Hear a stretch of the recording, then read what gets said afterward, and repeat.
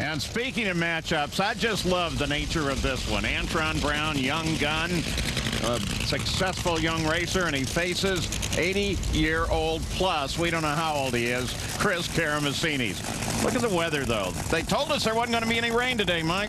Yeah, but it's a possibility, and it's cooler, much cooler than it's been, 74 degrees. Water grains, 110 water grains. That's a lot of moisture in the air, 88% humidity.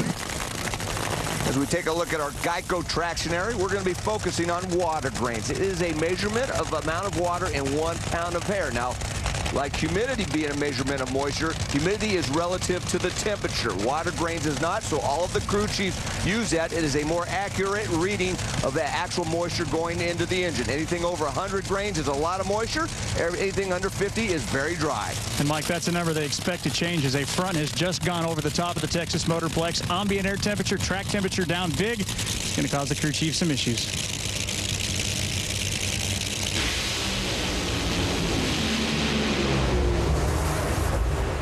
Another brave try, but pretty tough to beat Antron Brown. Don Schumacher looks down to the track trying to get a view of the numbers. It's a 387, 315-mile-an-hour pass for Antron Brown. Well, Antron had almost a tenth of a second advantage off of the starting line. Grief was right there. If anything would have happened to Antron, he'd have been there for the taking, but Antron made a very nice run. 387 to 315 miles per hour to advance that Matco car to the second round. And Dave Reef has number 3 in the points, Tony Schumacher. Tony Schumacher, no stranger to rising to the occasion. The big question is, though, is rising to this one maybe a little too tough a task? How much pressure are you feeling now? Because we're running out of races, running out of rounds.